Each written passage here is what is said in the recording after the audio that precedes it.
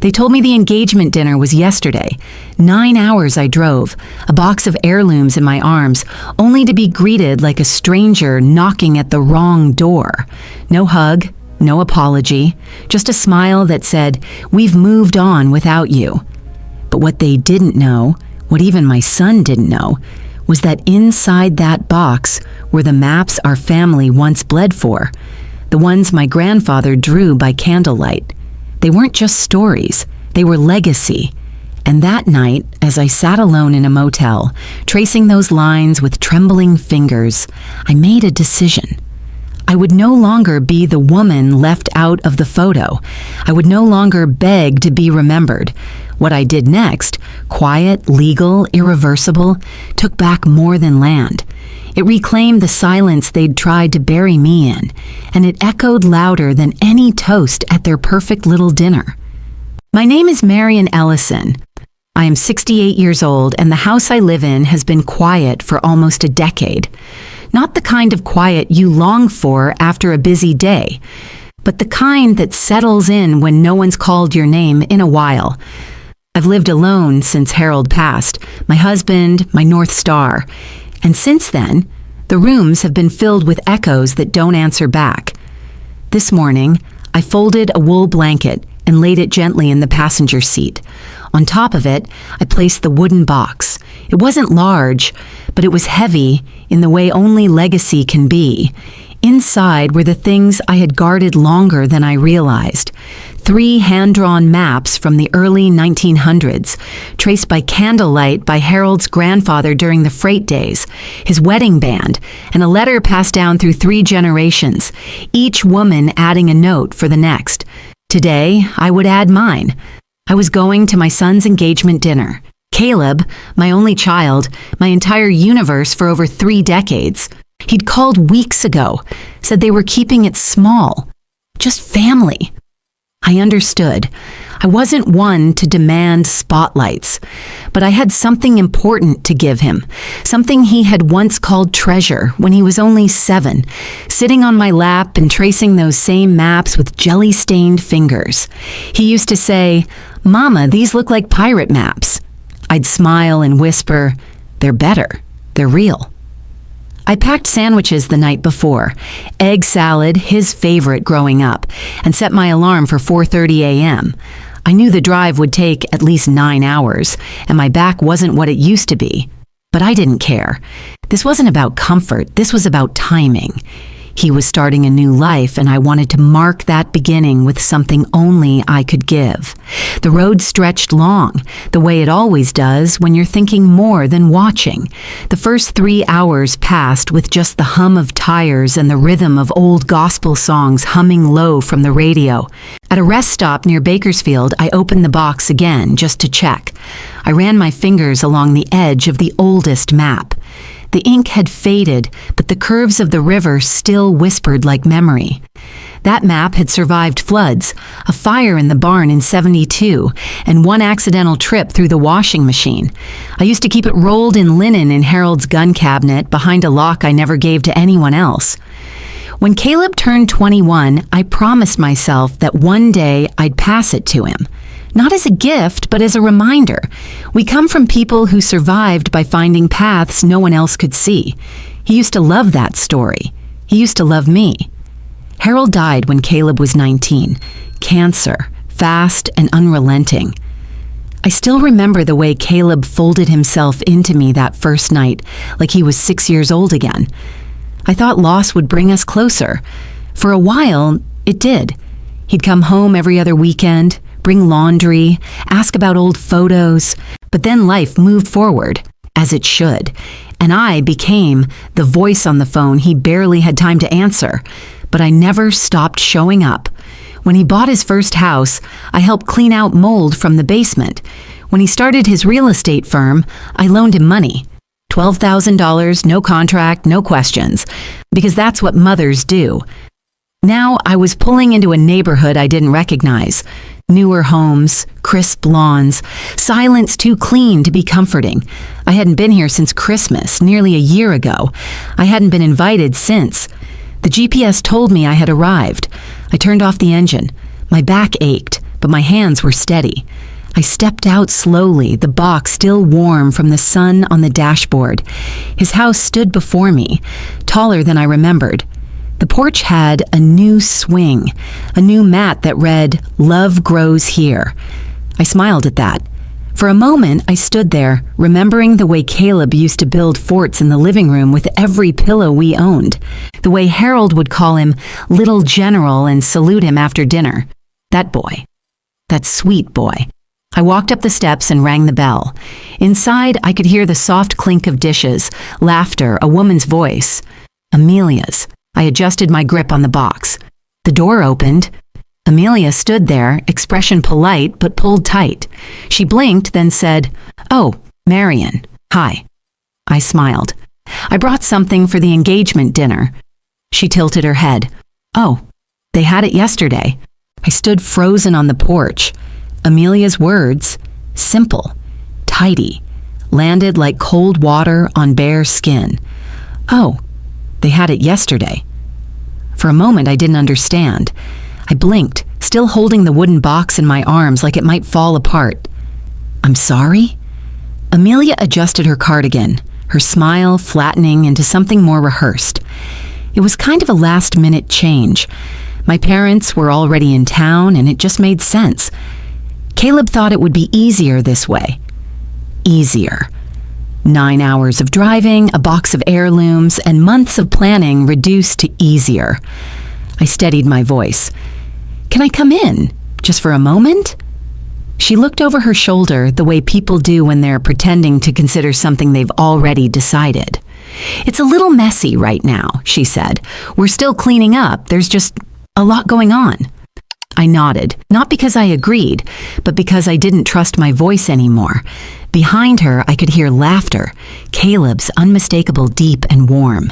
The kind of laugh that used to echo in our kitchen when he was 10 and couldn't stop giggling at his own knock-knock jokes.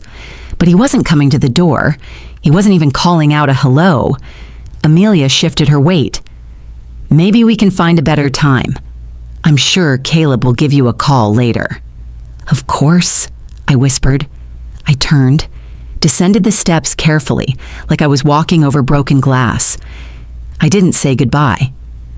Back in the car, I placed the box on the passenger seat, then sat there for a long time, both hands on the wheel, unmoving. My heart was steady, but my chest felt hollow, like something had been scooped out. Through the windshield, the house looked even newer than I remembered.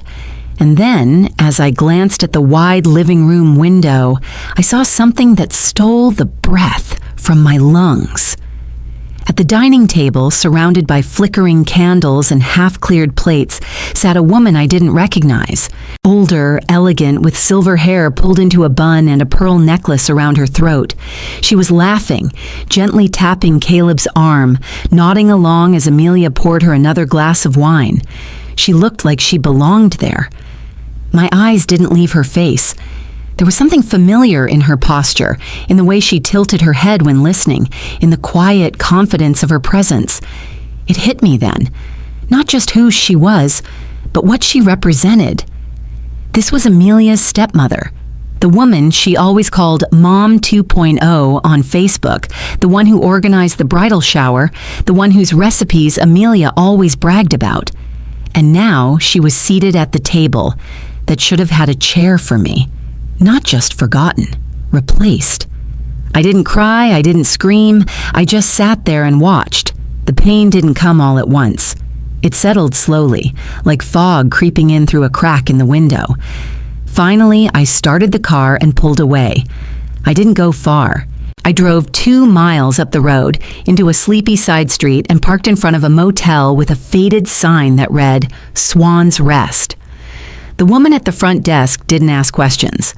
I paid cash for the night, took the key, and walked into a room that smelled faintly of pine and old comforters. I placed the box gently on the bed, then sat beside it. Snow had started falling, tiny, light flakes like dust from some quiet heaven. The silence of that motel room felt different from the silence at home. This one didn't ache. It waited. I opened the box. The maps unfolded like breath, I didn't read the letters. I didn't need to. I knew every line by heart. I stared at the maps, remembering Harold's hands, tracing them years ago, showing Caleb the bends in the river, the mountain passes, the forgotten roads that only locals knew. Caleb used to listen so carefully. He'd ask questions. He'd memorize names. He'd say, "One day, I'll take these to my son." And now, he wouldn't even open the door. I pulled the blanket over my knees, the same one I had folded with such care that morning. The heater rattled in the corner, fighting off the creeping chill. Outside, snow thickened, coating the motel's sign, softening the world into white. I lay down, still dressed, staring at the ceiling. I wasn't angry. Not yet. I was something worse. Adrift. Like a ghost walking through a life I once belonged to. But even then, somewhere deep inside me, something small and sharp was beginning to stir. They had shown me who I was to them. Now I would decide who I would be to myself. The motel room was quiet except for the faint ticking of the heater and the soft hiss of snow gathering on the window panes. I woke before dawn, not because I was rested, but because my body no longer knew how to rest fully. Not after yesterday. Not after the doorway, the refusal, the laughter from inside. Still wrapped in the wool blanket, I sat on the edge of the bed and looked at the box. The light in the room was blue and uncertain, like the start of something that didn't know how to begin. I reached for my phone. No missed calls, no texts. Not even a message from Caleb saying, "Sorry, Mom." Not even a lie to soften the sting. I opened our last text thread. It was from 2 weeks ago. He'd sent a quick note. "Hey, we're thinking small dinner, nothing fancy. Hope you're doing okay." I had replied with a smiley face and, "I'll bring something special." He never asked what. That was when I remembered something. Something Caleb had once said years ago. We were standing in front of the cabin the summer before he left for college. The lake was glowing with evening light, and he had just finished chopping firewood, sweat clinging to his shirt in patches. He looked at the porch, then at the trees beyond, and said, "Someday I'll bring my kids here. This is the kind of place a man hands down. This is my future son's cabin." I'd laughed then, proud and a little sentimental. I'd said, "It's still your mother's cabin, Caleb." He had smiled, almost apologetic. "I know, I just meant, this place feels like something that's already mine." I hadn't thought much of it at the time. We say things in youth we don't understand. But now, after that dining room scene, after that woman in my place, after the locked door and the silence, that memory soured. Not just because of what he said, but because I finally heard it the way he must have meant it. Like I was just the current holder of something destined to pass to him. I reached for the box and gently lifted the maps out again. Beneath them, wrapped in aged linen, were the letters. 3 in total. 1 from Harold's grandfather, 1 from Harold's father, and 1 that I had added after his funeral. I had placed it there with shaking hands, writing through tears. And then I noticed something I had forgotten, a 4th envelope, slightly smaller, tucked flat beneath the baseboard of the box. My breath caught. It was Harold's handwriting. Firm. Purposeful. The way he wrote when something mattered. I unfolded it slowly, fingers trembling, not from cold, but from something older. Anticipation, fear, guilt. "Marion, if you're reading this, it means time has moved on without me. That's all right. We always knew it would. I know you'll guard what we've built, but I want to ask one thing clearly. Don't sign anything, not for Caleb, not for anyone, unless you understand exactly what's being asked. I don't say this because I don't trust him. I say this because I've seen too many families lose more than land when assumptions go unchecked. He's a good boy, but he sees the cabin as his already. I've heard how he talks when he thinks I'm not listening. I don't think it's malicious. I think it's entitled. He doesn't know what it cost you to hold this together, what it cost me. So promise me, Marion. Promise you won't let grief or love blind you from asking the hard questions. Love always, Harold. I folded the letter and pressed it to my chest. It felt like being seen again, like someone had whispered, "You're not crazy. You're not overreacting. You've just been too quiet for too long." Harold had known. Maybe not everything, maybe not how far things would go, but he'd seen the seeds planted. He'd seen Caleb's gaze stretching past presence into possession. My throat tightened, not from sadness, but from the rush of clarity. I had let too much slide in the name of love. I had shrugged off remarks, silences, decisions made without me. I had watched myself slowly disappear from my own family story. But Harold's letter was an anchor, a reminder, a warning. And now I had a choice. The snow continued to fall outside, a soft hush over the world. I looked again at the maps, at the compass carved into the wood of the box, at Harold's letter still warm from my hands. Caleb hadn't messaged. He hadn't opened the door. He hadn't even looked for me. But Harold had left a key, not just to the cabin, but to the truth. And I was finally ready to turn the lock.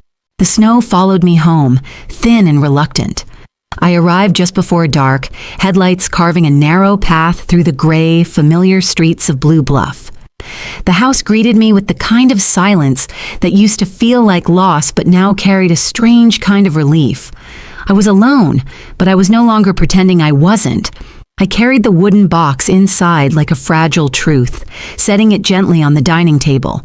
Then, without taking off my coat, I walked straight to the filing cabinet in the study. Something Harold's letter had stirred wouldn't let me rest.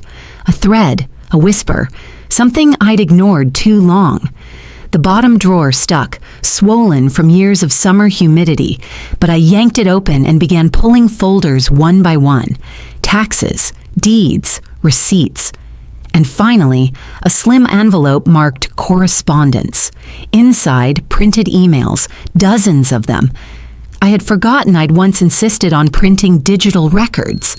Harold had always said, "If it matters, put it on paper. Paper doesn't disappear." I flipped through them, mostly junk, some from banks, a few old newsletters, until one caught my eye. Subject: RE, Verification of Ownership, Ellison Cabin. The sender was a loan officer at a local bank. The email was addressed to a Marion E., and the response, short and direct, read, "Yes, I confirm ownership.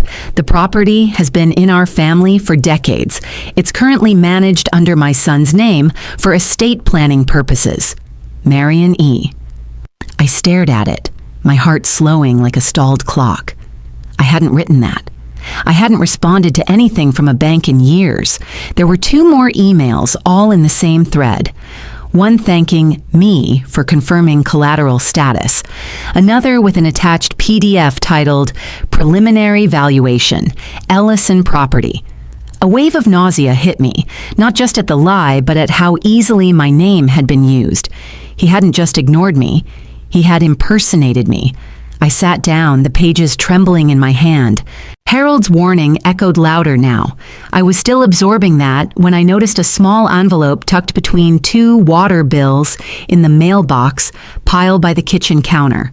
White, crisp, gold lettering on the flap. I opened it slowly. A wedding invitation. Caleb and Amelia request the honor of your presence at their wedding celebration, Saturday, October 3rd at Whispering Pines Resort.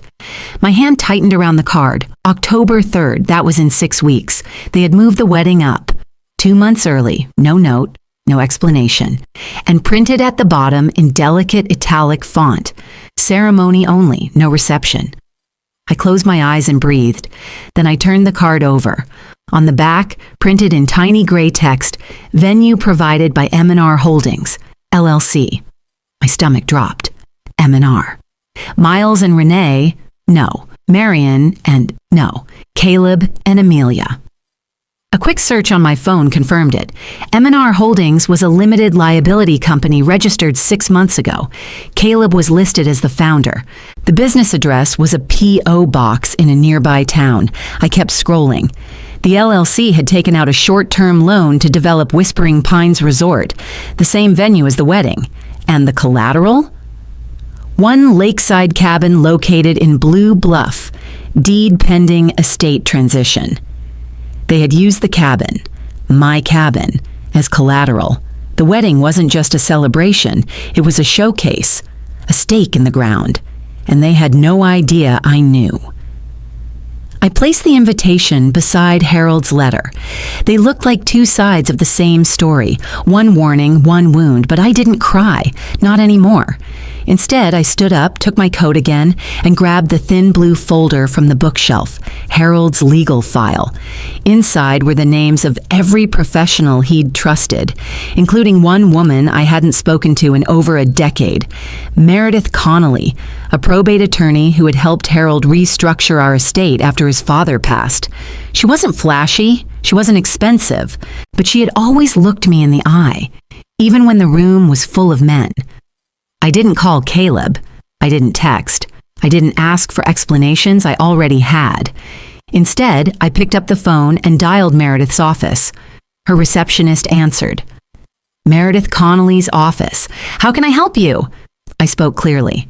I need to schedule a consultation. My name is Marion Ellison. It's about a property my son believes he owns. There was a pause. Then the woman said, We can see you Thursday at 10.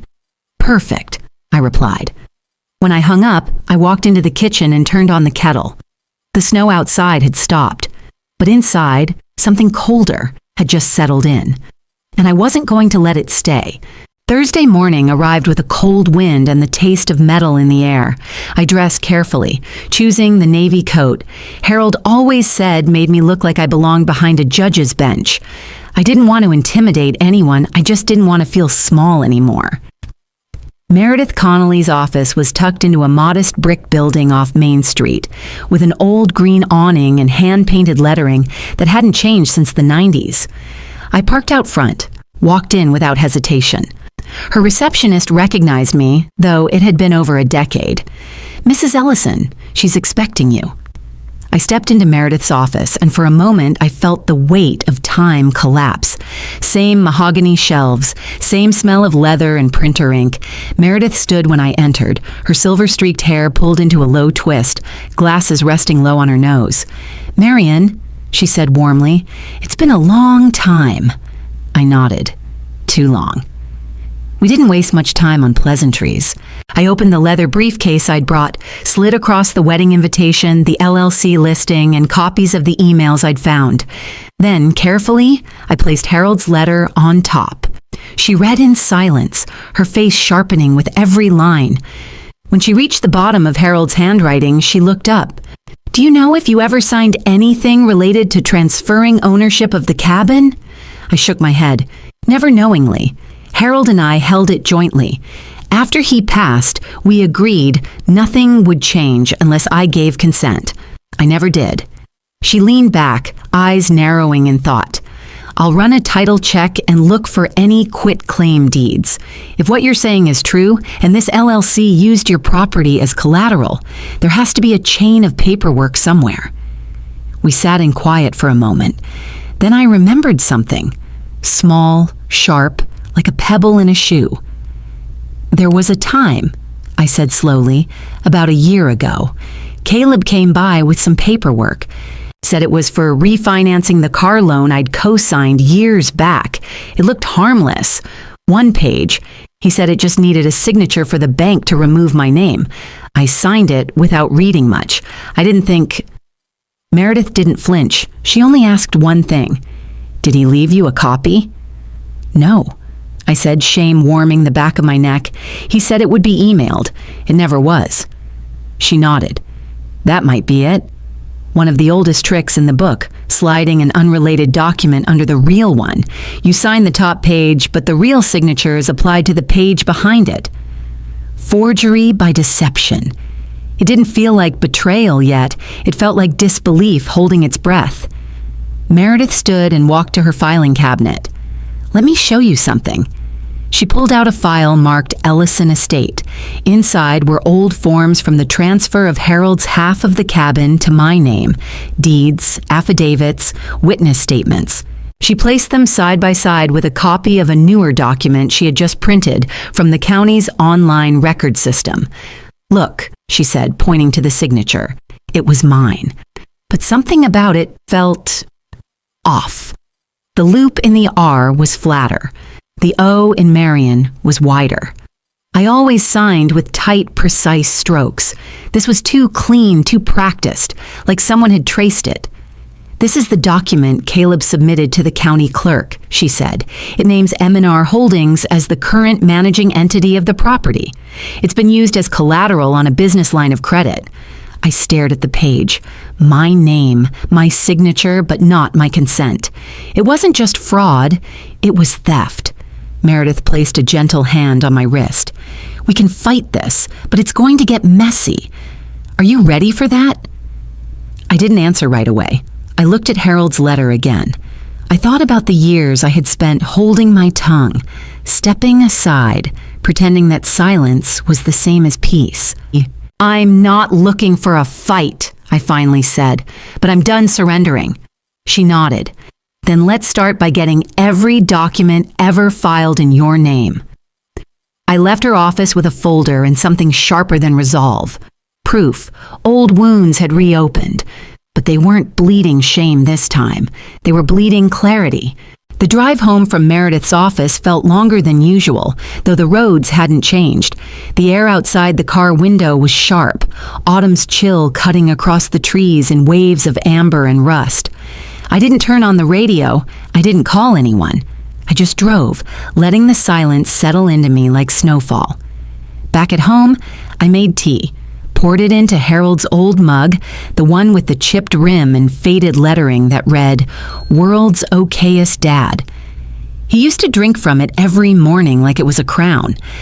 I sat at the kitchen table, folder in hand, and tried to piece together what had happened. Somewhere along the way, I had become invisible to my own son, a figurehead, a signature. But I was done being quiet. I turned on my laptop and began digging through our old banking records. Harold and I had always shared a modest joint account, originally set up to handle cabin maintenance and emergency funds. I hadn't checked it in years, partly out of avoidance, partly out of trust. The login still worked. When the dashboard loaded, my breath caught. Balance, 1124. I blinked. I clicked on the transaction history and began scrolling. Over the last 2 years, steady withdrawals, all marked as maintenance, transfer, investment, dozens of them. The biggest was a $28,000 withdrawal 18 months ago. The note read, "Capital Infusion M&R Holdings." I closed my eyes, hands trembling. He hadn't just touched the cabin, he'd reached into Harold's legacy, into the last thing we built together, and he did it before I even knew the company existed. I printed every statement. Page after page spilled from the printer like evidence in a trial I never asked for. Each transaction was a bruise I hadn't felt at the time. Now they bloomed across my chest. I called the bank next. The woman on the line confirmed the account had been reclassified after Harold's passing. Caleb had come in, charming, polite, with a notarized document claiming the account was being transitioned for tax purposes. She had no reason to doubt him. I did now. The final straw came when I rechecked the county property database. There it was, transfer of purchase pending. The cabin had been sold, but the deed hadn't finalized. I read every line of the record. The title transfer had been initiated, but it was being held up due to a disputed authorization flag. Meredith must have caught it in time. There was still a window, small but open.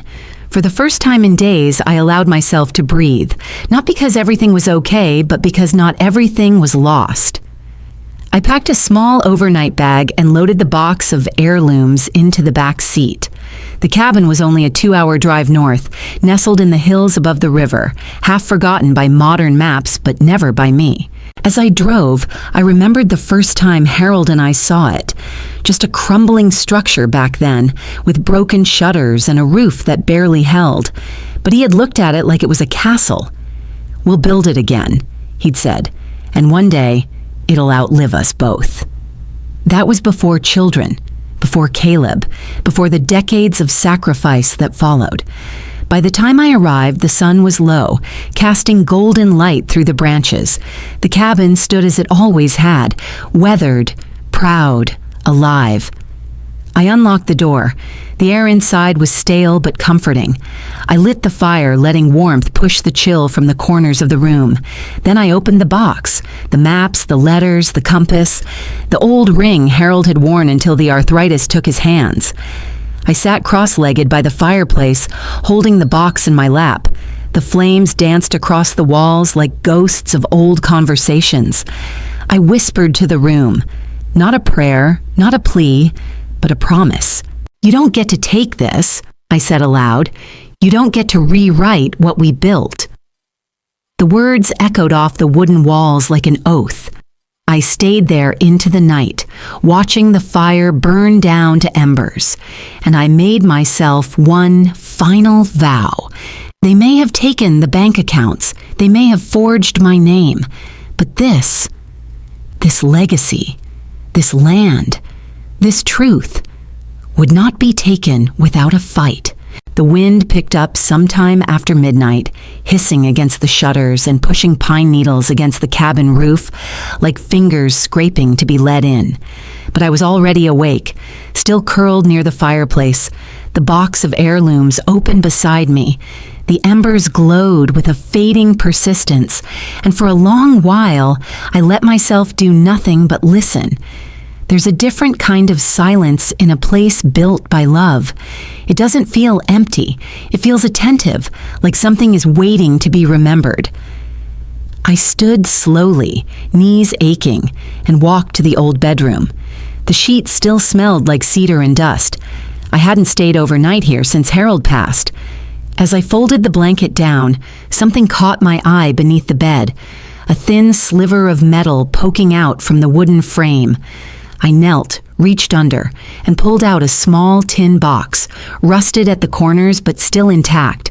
It wasn't locked. The lid creaked open to reveal a handful of old papers, most yellowed and creased from age. At the top was one of Harold's old leather-bound notebooks, his handwriting unmistakable, sharp and disciplined, even as the years had worn on him. I sat on the edge of the bed and began to read. At first, it was simple notes. Dates, to-do lists, lumber orders for the porch repair, a tally of how many fish Caleb had caught each summer. But then, several pages in, the tone shifted. June 3rd. Marion still thinks Caleb just needs time, but I see something she doesn't. He's not asking anymore. He's assuming. I watched him measure the guest room like it already belonged to him. I offered to explain how we handle the taxes, and he said, "That won't matter soon." I don't know what to make of that, but I'm starting to believe he'd sell everything if he thought no one was watching. I turned the page. More entries, each more uneasy. July 12th. Asked Caleb to help with the firewood. He said he was too busy on calls, said he had a property meeting. Property, like he owns it. He hasn't asked about the deed. I haven't told him it's not his. It's Marion's. I wanted to keep it that way, to protect her from choices she shouldn't have to make. And then, in bold, underlined strokes, the final note. Filed the trust documents. Cabin belongs to Marion, fully and legally. If he ever tries to challenge it, he won't find her name missing. She'll be protected. I froze. I flipped through the rest of the notebook. Receipts, legal correspondence numbers, references to a folder he kept with the local attorney. The date on that last entry was 3 weeks before he died. Harold hadn't just worried, he had acted. I rose from the bed with the notebook in hand, heart pounding not with fear, but with rising certainty. All this time, I had thought I was alone in seeing the shift in Caleb. But Harold had seen it too. He had known our son's ambition could curdle, that love could twist into entitlement. And he had left me something stronger than hope. He had left me protection. I opened the last paper in the tin, a stamped letter from Meredith's office addressed to Harold. The top line read, "Confirmation of trust filing, cabin property, sole beneficiary, Marion Ellison." A single tear slipped down my cheek, not from sorrow, but from the overwhelming release of being seen, of being backed, not just in spirit, but in law. Caleb didn't own this land. He never had. And now I had proof. I walked back to the fire, the letter and notebook held tight in my hands. The flames had softened, but they were still alive, glowing low and strong. I sat again and whispered to the empty room, "You did it, Harold. You saw it before I could." The cabin around me felt different now, not like a relic, not like something under siege. It felt like mine again, not borrowed, not passed along, not pending. Mine. And not because someone handed it to me, but because someone loved me enough to guard it when I didn't know how. I took a deep breath and let the heat from the fire fill my lungs. The quiet ones. They're the ones who watch, who wait, who know more than they let on. And tonight, in the cabin they tried to erase me from, I had finally remembered who I was. I drove back into the town as the morning sun pressed through the clouds, casting the damp streets in a soft gray light. My hands rested on the steering wheel, and I carried with me the notebook and letter from Harold, things heavier than any baggage. At Meredith's office, I walked in without fanfare. No announcements, no dramatic entrance. She met me in the hallway, her expression sympathetic but steady. "I've started the freeze," she said, voice low. "The title is frozen, and the bank has received notice that any changes or collateral claims on the cabin are in legal dispute. M&R Holdings can't proceed until we resolve this in court." That felt like truth, settling back into my lungs after drowning in the letters and emails of betrayal. It wasn't resolution, but it was a pause.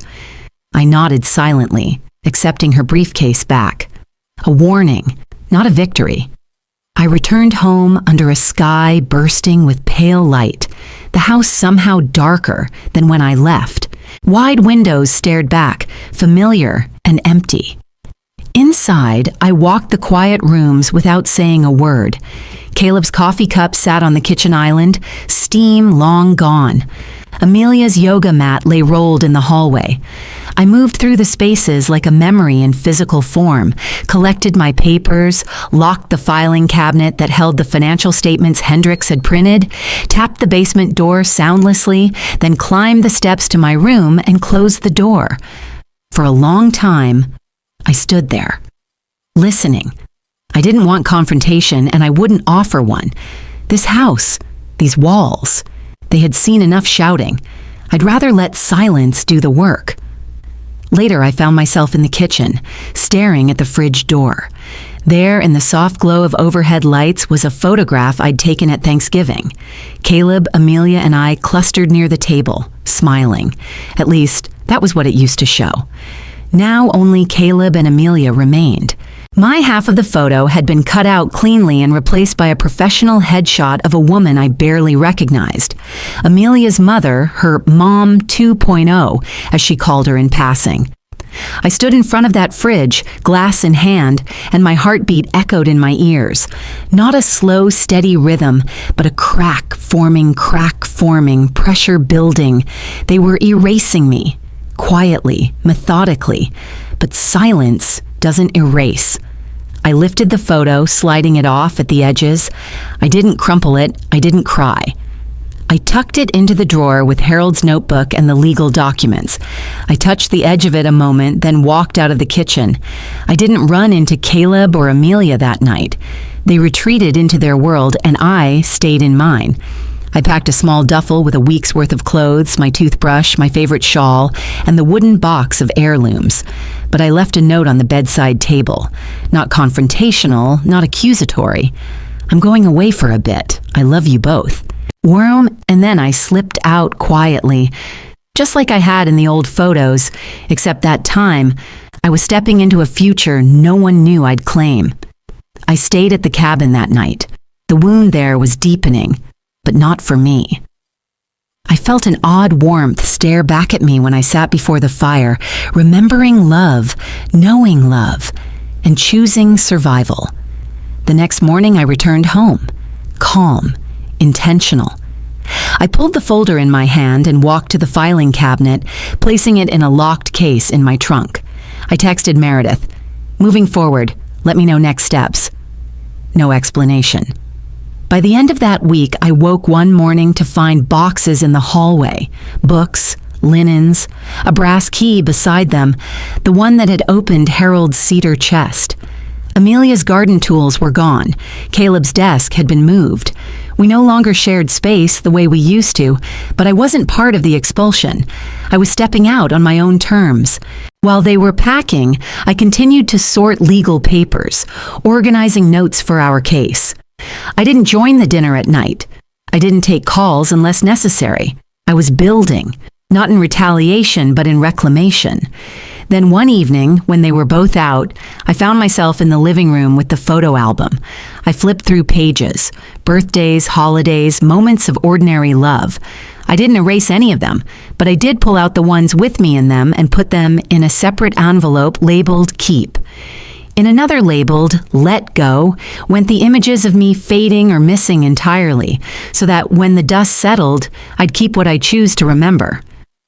I closed the album and didn't let it fall back to the floor. Weeks passed, the cases were filed, notices were served. Silence became strategy, and strategy became peace. Eventually, I found myself back at Meredith's office one morning. She handed me a court calendar and said we were ready to move to hearing. The cabin would remain frozen until then. Outside on the walk home, I paused before entering the house. The door looked small now, like it was waiting for someone I wasn't entirely sure I wanted to return as. But I did step inside, because silence never meant surrender. A week had passed since I walked back into my house, carrying not just legal documents, but something deeper: clarity. In that time, I had moved from reaction to action, quiet, steady steps that felt like rediscovering my own ground. It began with the small meeting room at the Blue Bluff Public Library. I lined folding chairs in a half circle and placed a kettle and mugs on the table. The sign I hung in the window simply read, "The Lena Foundation, Honoring Legacy, Reclaiming Voice." I named it for my grandmother, Lena, widowed young, raising 5 children alone after the war, and never once asking to be seen for her effort. Lena knew sacrifice. I chose her name to remind myself how legacy isn't handed down through weddings or deeds. It's crafted by those who endure, who love without fanfare, and who fight without asking for applause. On that rainy Saturday morning, 6 women came. They were quiet, weary, and unremarkable looking in the way real stories often are. A retired teacher who'd been replaced quietly by new leadership at her school. A bank teller whose adult children took over her accounts to help. An immigrant grandmother whose granddaughter's fiancé threatened eviction unless she signed a legal document she couldn't read. I didn't start with my story. Instead, I asked them to share one word that described how they felt walking through the door. Forgotten, pathetic, invisible. Each word landed in the room like a heavy stone dropped into water. Then I spoke, softly but clearly. I shared only enough that I too had been erased from a picture, sidelined in decisions, given illusions of inclusion that weren't real. I didn't mention names. I didn't need to. I spoke about maps and cabins and legal battles, only to highlight something deeper, the quiet moments that most hurt, the ones no one saw, and they listened. At the end of the session, one woman lingered. Her hand shook slightly as she handed me an envelope, anonymous with no return address. Inside, in curling script, "You were the first to raise your voice, but you will not be the last."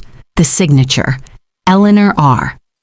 I had no idea who she was, but the words were real enough to taste like hope. For a moment, I sat there holding the letter, wondering who Eleanor was and what she needed me to know. Then I looked up, and in that moment, the room felt lighter, like a breath I didn't know I'd stopped taking. Over the next few days, more people came through the foundation's tiny office. June, a retired accountant who lost her practice when her sons forced her out. "They said I wasn't forward-thinking," she told me. But when I got sick, they didn't visit. Ellie, a widowed real estate agent whose stepson forged her signature to refinance her house.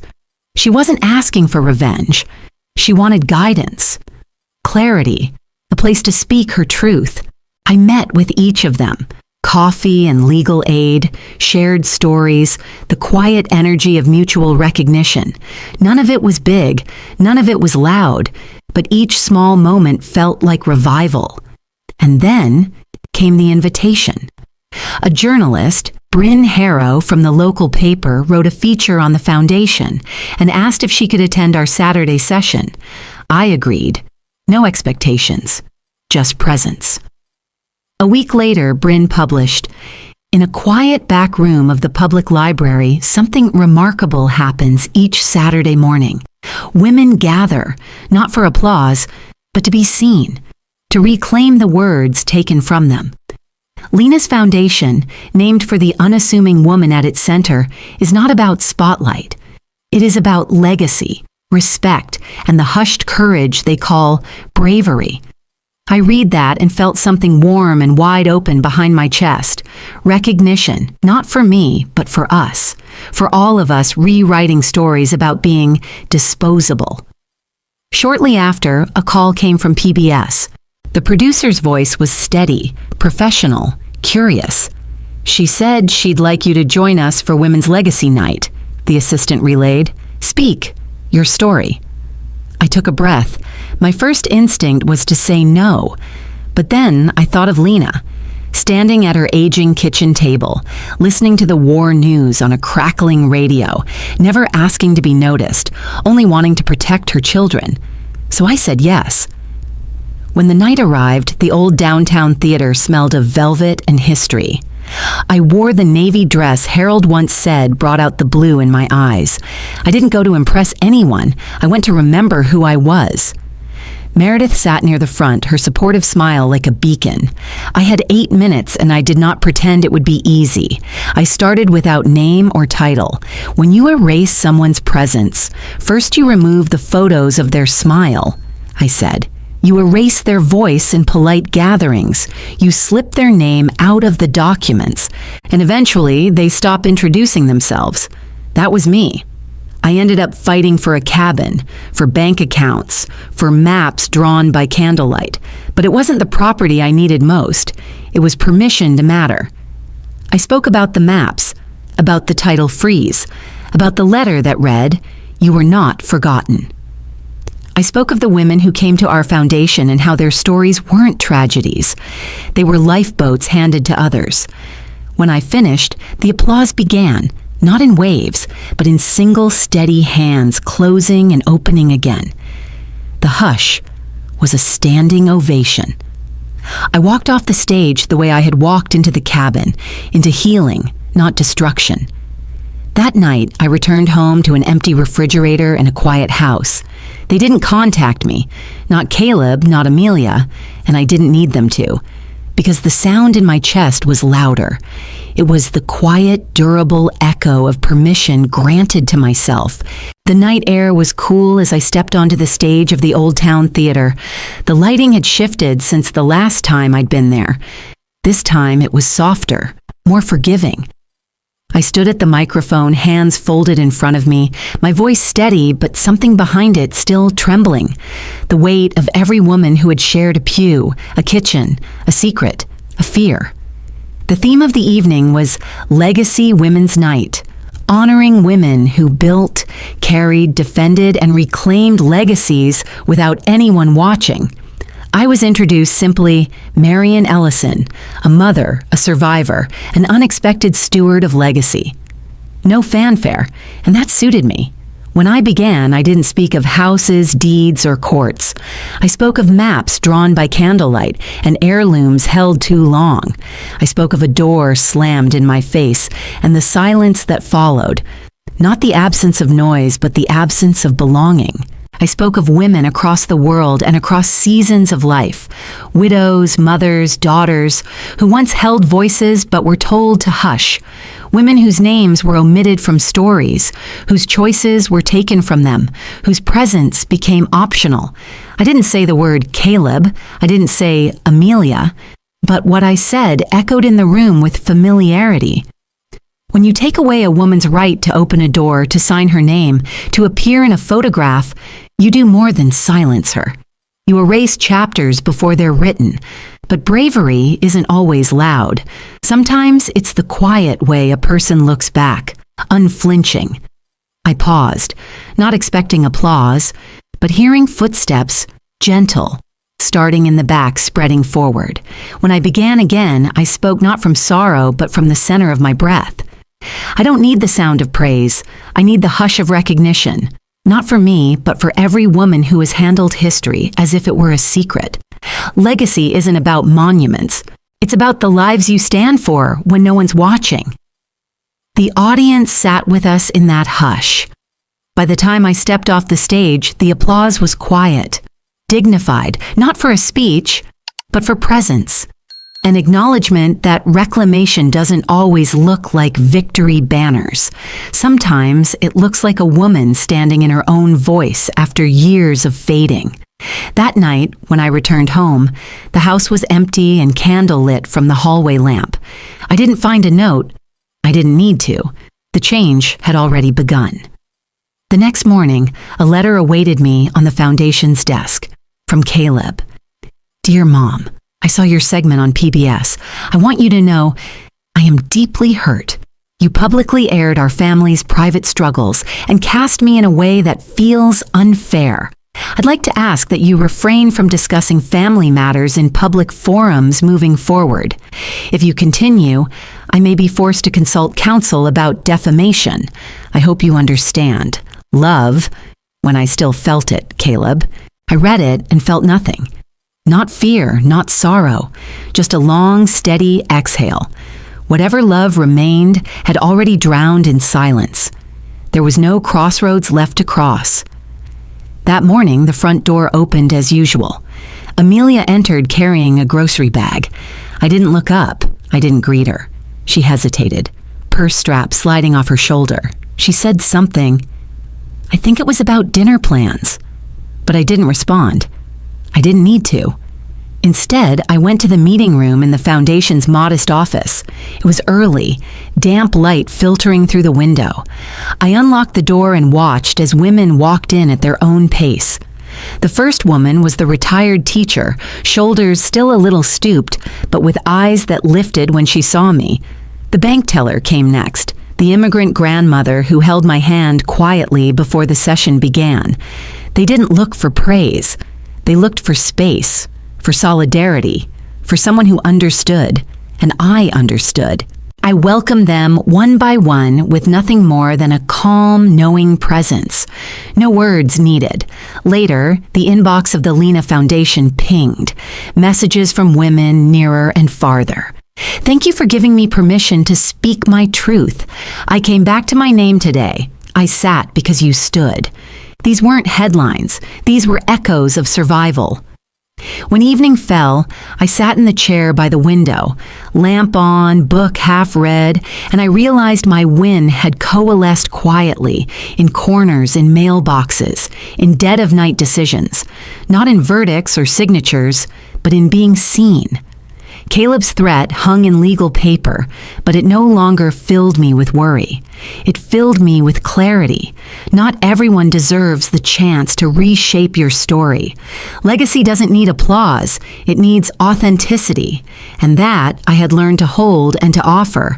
The courtroom smelled of polished wood and hard-earned hope. Even the chairs seemed more patient there. I sat beside Meredith, my suit pressed and my spine straight. I carried with me the notebook, letter, legal filings, and the small tin box that had become my quiet arsenal of truth. When the judge spoke, it was with the sort of calm authority that marked time's passage. After reviewing the documents, the trust, the frozen title, and the questionable filings by M&R Holdings, this court rules. The cabin shall remain lawfully owned by Marion Ellison. The LLC is dissolved with immediate effect. Any claims by Mr. Calder or Ms. Rhodes are hereby null and void. The decision landed like rain on parched earth. They had thought they'd written me out. But this ruling said otherwise. Meredith squeezed my hand, smiling. It's done. I let the weight of that truth settle inside me. Solid, unshakable. Later, I walked through the courthouse gardens. Spring was just stirring. Buds on the dogwood, new green on the grass. It felt right, that quiet newness echoing what I felt inside. I didn't rush back home. When I finally arrived, the house held its breath. A note awaited me on the kitchen counter in familiar handwriting. "Mom, can we talk?" Caleb? No threats, no noise, just his name. I unlocked the door and called back. "Yes, we can." Then I carried on into the living room, closing the door gently behind me. We sat in the sunroom where Harold used to nap with the paper on his chest. Caleb cleared his throat. "Mom, I made mistakes. I thought I was building something for us, but I went too far. I'm sorry." I looked at him, at the man he'd become, at the son I'd raised, and I saw every hurt, every misstep chasing something he believed was owed to him. But words alone weren't enough. Inside my head, Harold's letter whispered again, "You are the steward of what we built, and I was ready to live that." Instead of anger, I said, "Caleb, I've learned something through all this. Legacy isn't inherited, it's earned. You wanted that cabin, and maybe you believed you deserved it. But you forgot something important." He met my gaze. "It belonged to both of us," I continued, "but it was never yours to take without knowing what you were preserving. I held silence because I loved you, but I reclaimed peace because I love myself." He stared at his hands. "I didn't see it," he whispered. "That's why I told you to come here," I said softly, "so I can tell you I forgive you for being blind, not for taking. But you can't come back until you admit what you did was not about constructing a future. It was about erasure." He closed his eyes, nodded. "I understand," he said. "Thank you." I paused. "I'm giving you 60 days, I said quietly, "to find somewhere to rebuild, not to start over with me, but to start over for yourself with honesty. That door doesn't close forever, but it stays quiet until then." He nodded again. No words followed. The days that followed didn't carry fanfare, but they carried movement. Boxes slowly appeared in the hallway, Caleb's and Amelia's, stacking neatly beside the stairs. They packed what they needed, and finally, one morning, the house was empty of them. No one said goodbye. I locked the door behind them at exactly 9 a.m., then slid the key into Harold's cedar chest's slot, the brass antique clicking shut with quiet conviction. Later, I walked to the attic and sat among the dust and the silent letters. I found Harold's journal, the box with old photos, the tin from the cabin night. I took the small photo of him and me by the lake and slipped it into my journal, laying it on the pillow of the chair by the window. I looked at the photos, the letters, the maps, not as relics, but as directions. Legacy doesn't end where mutual betrayal starts. It begins where you draw a line and say, "No more portions given at the expense of my belonging." Weeks later, I stood in the hallway of the Lena Foundation, sunlight catching dust motes. The office door opened and women began to step in, carrying notebooks, holding out hands, bringing their stories to life in the hush of recognition. I welcomed each of them with clear presence, steady, warm, whole. The house had changed. The canvas of my life had shifted from being a footnote in someone else's chapter to being the author of my own second act. Legacy wasn't what they thought it was. It wasn't land, nor titles, nor the absence of conflict. It was what you carried forward when the world tried to write you out. And so I walked forward, no longer an ending, not a footnote, a beginning. The sun was low and gentle when I decided to close the back door quietly behind me. The front door had been locked long before, overnight and resolute. Inside, the house felt empty, but not hollow, an echo of the life it once held, and a promise of the life it would now claim. And so it was. Some days later, when Caleb found me in that same living room where I had set the small journal by the lake photo on the chair, the morning light carved dust motes into gold, and the house stood patient, knowing things had changed, but silently waiting for me to inhabit it again. He stood in the doorway, shoulders hunched in a gesture that felt centuries old. He didn't knock. He didn't apologize. He didn't enter. "Mom?" he began, voice soft with weariness, as though every word cost him something. "You are too strong." I sat still. The words trembled between us, things said in a room built of avoidance. Caleb took a few steps forward, gaze fixed on the rug we'd once scattered with jigsaw puzzle pieces after rain. Your strength. It crushes me. I've been trying to catch up ever since I was little, but I never could.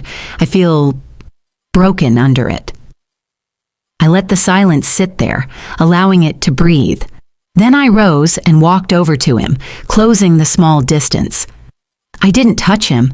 I didn't need to. "You are not broken, not crushed," I said softly. My voice was steady, calm.